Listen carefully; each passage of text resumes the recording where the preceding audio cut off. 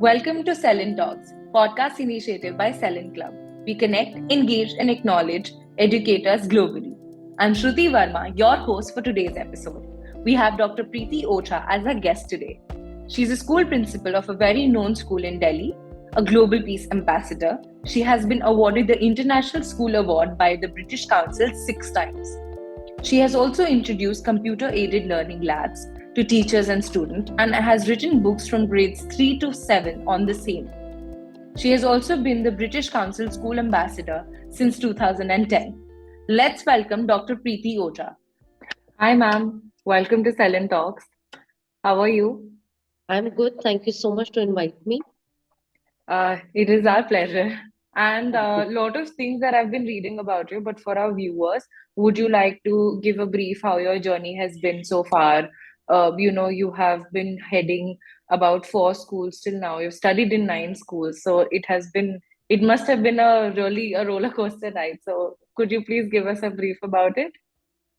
My journey has been extremely exciting and beautiful, and I think I've enjoyed my school days and my working days in schools. And moving from one organization to another organization while working has been really a huge learning for me. I think whichever school you go, you actually cater a very different kind of a community as per the need of that area, state. And when you get into that school, you realize that there are so many things which are prepared and policy as per the need of the parents and the children of that area. And when you become as a leader, you start realizing how you need to structure it with the people we are working and how much you need to adopt so that you can deliver the best. And that is how I think uh, for me as a leader, I've learned how to give as many solutions as possible to the members and the team with whom I'm working, including parents, teachers, management, and all the other people associated to the school. You have studied over 9 school. It must have been very challenging as a child. How did you did you take it as the challenge, or was it, an entire lifetime of learning during those days? How was it like that experience? To be really true to you, while I was changing schools, it was a roller coaster. Of course, it was like one state to another state. The language, the way you are introduced in the school were very different in every state. When you entered, your sessions would never be from the beginning. It will be from the mid of the session. So it will be sometimes coping up with the academics, parallelly making friends, knowing, understanding how much you need to become willing to go forward to create that space with others rather than others coming to you to accept every time. So it has been a very different kind of a journey as a child, as a growing child who's understanding childhood and adolescence with different communities every time, every year. And school academics was also very different. Sometimes I was in schools which were government, sometimes I was in private, sometimes there was a fourth language, Hindi, Sanskrit, Urdu, and all the other third language and the fourth language also was also being learned. So for me, it was never a resistance. I think that where the family plays a very vital role, that resisting anything is not your choice. You're supposed to keep moving forward because this is what you are welcomed with, and you are being given an opportunity to get exposed to it. It was always a dining table talk that whatever you're doing, accept it, learn it. It's not that you have to be master in everything, but at least know what it is and try to accommodate it with your normal routine. So I think more than academics, I've learned to be uh, to understand human mind and people around me rather than only understanding the literacy and the literary alphabet and numbers.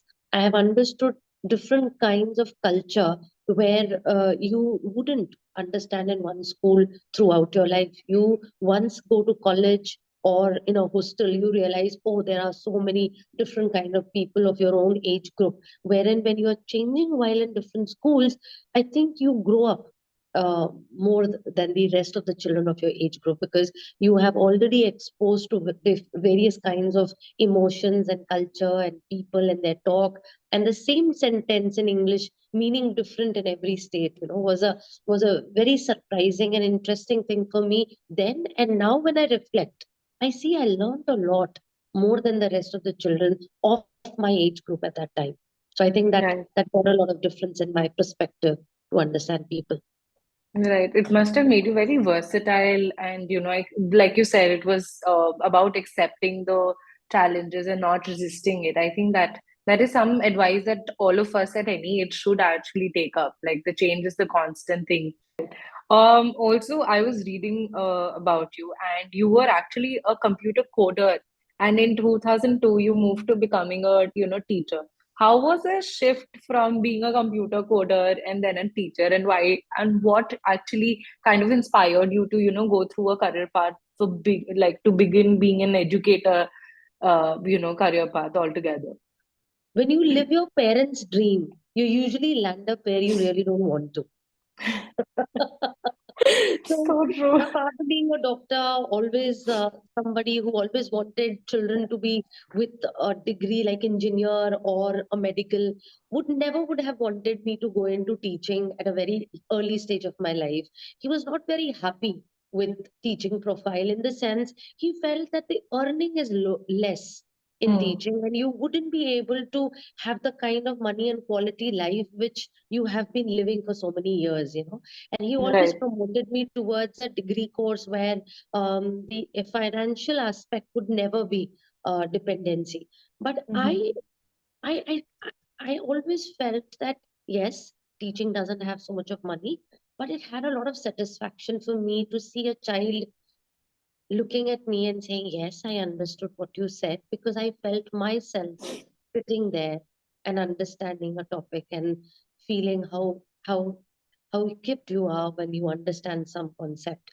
And that gave me a lot of satisfaction. When I went into coding, sometimes during the coding, I was also given sessions to train the freshers who were coming in. Okay. And I found that aspect of training and telling them what to do, and they interacting with me, and then we both learning together a code and then implementing it, gave me higher satisfaction than to code in front of a system and run a program and convert it into an exe. So I felt that my role actually doesn't lie here in coding in front of a system, but it lies Hmm. with many more with whom I can learn and teach coding. And I felt, let me take a shift now. Now is the time. If I don't do it now, it will be too late for me to decide. So at that age, I applied in a school and I got an ad hoc position, and I was Mm-hmm. so happy teaching children in primary section. And I think there the change in my life came to reflect and see that Right. yes, this is the place I'm happy. You also talk about that, learning computer coding and all of the systems actually helped you with introducing computer-aided learning lab with teachers and students. And you've written books also from third grade to seventh grade, if I'm not wrong. Uh, Yes. I mean, obviously, writing a book and writing something that could be easily understandable from, for the students who are on just in third grade, and Yeah. creating a whole computer learning system lab would have been a very big and innovative step towards your, the career that you had chosen eventually after being a computer coder. So, how was it like? Like, because I'm sure, like, the acceptance of computer learning lab was just the computer room hona chahiye and everything. There was no learning system that was actually integrated into it. So how was that experience? My debate since the very long time I became a teacher with the other teachers was that computer is not a subject. It's a Right. tool through which you can reach out to many other subjects. So do not teach computer in isolation.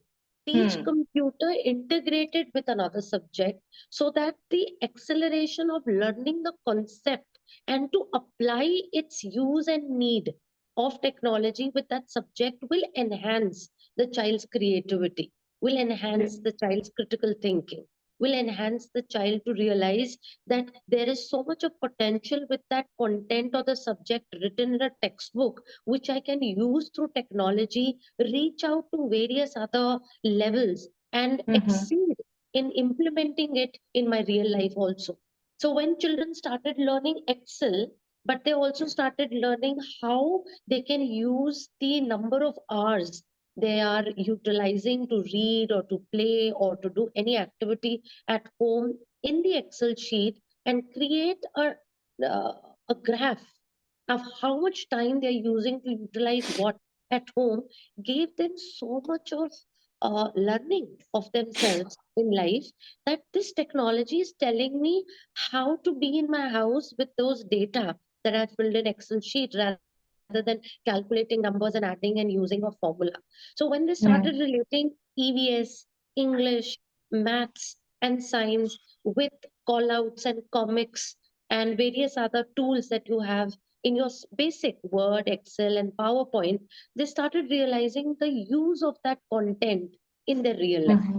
So I think I Right. started magnetizing them towards the computer lab, thinking not learning computer, but to learn a topic of English or Hindi or maths with that tool which is there in that lab. I think that was my agenda when we started the computer aided learning lab Right. in the school.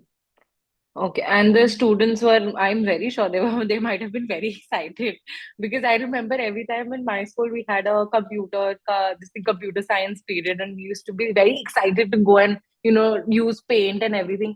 I don't remember a lot of schools having that computer aided learning lab or something because all we were, taught to do was paint, and there was a command oriented software, and we would type something on the word and probably just give it a printout. I think that was about it. AC room was the highlight of the computer science room, I but totally agree. I totally agree with you here. And yeah, the best part, Shruti, was that only limited to a subject and the tool computer would have been very saturating for children. yeah, So, a teacher has to be very proactive to realize how to engage the human mind, especially of an age group between 8 to 14, because media exposure and technology is so much around you that yeah. what to cling on to. So the breakthrough was when I started collaborating with countries like UK and Virginia and Ghana, where my Oh, children started doing Skype calls and VoIP calls, where they started realizing, oh my God, I'm outside my classroom. And I can see a child sitting in UK and Rookery school and talking to me and telling what exactly are they doing in their classroom. So wow. when we talk about such things, Shruti, let me tell you and believe you me that teachers have to go through a huge hardship of lesson planning, because connecting with a teacher in UK, talking to her from Monday to Friday, not between morning 8 to 2, but between 2 to 4, where time difference is again there. So you are outside the box of your Mm-hmm. schedule of a teacher in the classroom, and at home, you're sitting to connect with another teacher. Then she tells you, sorry, I cannot change my curriculum for you, Preeti. That's my curriculum. Do you think you can connect with something so that your children and our children can do in common something? Then you Yeah. look at all the months, and then you realize the month in which my children can, she has an off. That entire month is a break in that country. So you as a teacher realize, oh my God, if I have to collaborate, there are so many things one needs to do, but without compromising on the learning of the child at the level and the month in which they are supposed to do it. Because the school is Mm-hmm. answerable to parents as per the curriculum and the syllabus and the pedagogy. So, what happens? You as a teacher evolve so much, because one, you start learning their English and Right. our, and the meaning is so different. So as a teacher, you learn so much. And then you said, okay, I can work with this. But then they say we have a very strong ethical issue of protection of whatever we do with our children. So then we go on to a software called as Super Club Plus.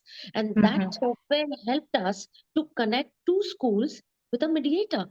Now Oh, imagine that mediator is going to be throughout 24/7 when wow. children are interacting with each other through email or online, and they are going to stop. the school or the child by saying that the child has shared a personal information. So we are blocking the email of the child.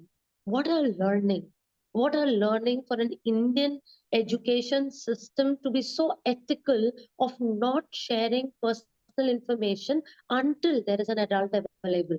And I think there where my children started learning that technology is something where you need to keep cyber security and safety as the most important aspect. Thinking that you are a child and talking to a child is not something which is going to protect you, because you don't know who's on the other side of the system. So I think at a very young stage of my teaching learning itself, and my children in my classroom started realizing that cybersecurity and safety is essential. Technology Wow. with another subject is essential. There is a software called as Super Club Plus where they are mediators. They ring a bell saying A student is talking to B student, stop them because they're going personal. Imagine all that in a classroom. Do you think you limit yourself only to academics? You go beyond it. Children Yeah, know for that sure. I have to stop here. And my teacher knows about it. And the parents are so happy because they see that my child is safe.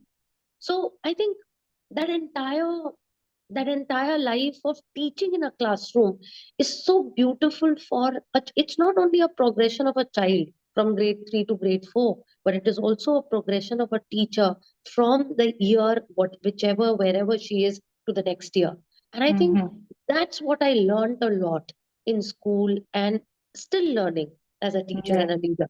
Every year it's a change and progression of Yeah. how you do classroom. Is this the same exchange program that you're mentioning that was for the teacher, which was like a very major transition that you talk about? Exchange program of teachers was one of the most important things that we started after collaboration. We did Right. eight teachers from my school were funded and sent to another country for 5 working days. And 8 teachers from their school simultaneously came to our school and stayed with us for 5 working days. I think that's such a huge breakthrough for a teacher to pick up her bags, go to another country, stay as a guest in another teacher's house, learn their culture, go in the morning, work there, understand what is the best in their classroom practice, bring it back to your school, and demonstrate it for an year in your school with all the teachers and children. Oh my God, that feeling itself was so beautiful that I think teachers really need to leave the campus at least 5 times a year to bring the best practice in the classroom. It is Wow. one of the most beautiful things that a teacher's life can go through. If you go out and come in, go out of the class and come in, you bring so much in the classroom. True. I have never heard, I think this is the first time that I'm learning about an exchange program for teachers because we had exchange program for students. Even in the colleges, we had exchange programs where in 3 months we used to study in another college abroad and everything. But trust me, this is the first time that I was hearing about teachers. But it brings on such a great, I think, innovation. More than innovation, it opens plethora of opportunities to actually explore what is going on there outside just the classroom or outside the school, outside the campus, like you said. So yeah, I think it opens the horizon of opportunities not just as a teacher but as a person also. Absolutely. Yeah. Absolutely. For example, the minute I entered the school, a child of grade 3 came running, jumped on me. And I had to hold the child with both my arms because the child could have fallen. Imagine the Yeah. freedom they had given to a child to wish a teacher, whoever she may be. And if you like her, go hug her, go sit next to Oh. her, go talk to her, go be with them in the mess, eat with them. Children are not supposed to every time ask you for doing things. They are free to choose what they want to do in the classroom. Is something which I felt as such an uncontrolled environment, still controlled and guided. Yeah. It was a learning, because you need to be such an empowered educator if you really want others to be not controlled. You need to be Right. so open, and you need to be so accommodating, learned. a good reader, that if a child comes to you and talks to you something which you are not prepared with, you can't say, go back and sit at your place and I don't want to talk to you anymore. Because Yeah. that, that's not what education means according to a global scenario and education system, wherein we were conditioned, everybody quiet, the teacher's teaching and learn. And if you want to ask something, raise your Right. hand, and only if time permits, I'll answer, else next day. You know, Hmm. the whole pedagogy in my classroom changed after it, Shruti. I kept more of children to question and less of me to speak. I think that was a huge shift of teaching learning in my classroom. I was well read before entering my class.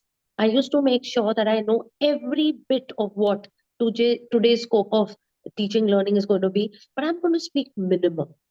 And I'm going to Hmm. give them so many ample opportunity in the classroom with different words and questions that let the children search and talk and find an answer together. That Hmm. needs a lot of planning, because you have to be guiding them to reach to that learning outcome within that 40 minutes, as well as keep a very strong vigilance in the group and teams in which you're working. You have to make sure that your assessment and observation also keeps taking place. You're True. also able to reach out to that child who's not speaking or who's Hmm. speaking too much, how to hold them and also not diffuse their energy, but keep promoting it, but in a way that it's a learning. So it is a beautiful and a dynamic way of learning, teaching in the classroom, and it's not printed in textbook. It's It only is, with yeah. experience and with children and your classroom that you're catering. Right. I think if this was if this gets practiced in every school right from the beginning, a lot of children would not lose their factor of curiosity. नहीं तुम बहुत ज़्यादा बोल रहे हो ना, just keep quiet. And then after when right after 12th when you go to college and there's a entire shift because you are now told to do everything by yourself. Like there will be a class, okay, the professor has taught you certain things. Now you have to go and research when you were never not introduced to a fact that you might have to go and read about it and then ask questions. It becomes like a little bit of shock. A lot of even when I was going to college, and even a lot of people even now that I see, even my younger brother and sisters and a lot of junior people that I see, they also are facing the same issue. Like till now we are being told to, okay, jitna time hai utna मेरे को पढ़ाने दो, we need to complete the syllabus. That has become a pressured thing कि syllabus पहले खत्म करना. I think this needs to be practiced in a bigger scale. Shruti, it's coming back. National Curriculum Framework 2022 has brought in a beautiful enlightenment for all the children and teachers in pre-primary, where they say that it's going to start with play. The children are going to play and learn. So the core teaching pedagogy is going to be play. And the most important thing that they have emphasized is, please answer the curiosity of the child. Allow Yeah. the child to wonder and let the child to have that joy of wondering what they are trying to experience in life. The curiosity, the wonder, and the joy are going to be the three most important things in the foundational national curriculum framework, for which I'm so happy. I'm very happy that it's coming, Right. because the conditioning of the child at a very young age is so strong, and Yes. that's not supposed to be, because then itself the child gets caged into the condition of how to read, how to write, how to speak. Where does the listen go? So how to Hmm. listen, how to read, how to speak, and how to write is going to be done in the right proportion at the right age now onwards. Coming Yeah. from 23, 24 session, you will see a Mhm. huge change in the next 10 years, where children are going to be very happy in the classroom, because it's going to be a Yeah. shift. It's going to be a shift, Shruti, from teacher centric to student centric, where there's going to be a lot of change in the pedagogy. You'll see the change coming. On a lighter note, if like all through these years that you were into corporate and then you moved to a teacher, now that you are a leader and all of these things, what is this one advice you would like to actually give, or you received at that point, something that has stayed with you all this while, what that would be? If there is one person listening to me who is thinking between becoming a teacher or a corporate person, I would love all of them to please come and join teaching, because we want smart, intelligent, techno savvy, but very closely associated humans to Yeah. connect with younger minds. And I think most of us are teachers in one or the other way. Most of us. You must be sitting in an True. office, you're teaching adults. So I want, if the younger generation can jump into the classrooms and become Hmm. a teacher and take care of teaching world, I'm sure the salaries will rise, the classroom qualities will rise, the resources will rise, because the demand is going to be such from the community then. Because we Right. really need very, very passionate youth to come into the classrooms. Thank you so much for your time. This has been a very interactive and understanding what all, can be done, just being present and being non-judgmental and being empathetic just with yourself, beginning with yourself. Actually, this has been a very good learning for me, and it will be a learning for our viewers also. Thank you so much for your time. Thank you, Shruti. It has helped me so much today, just before the new year, to reflect throughout my life in half an hour.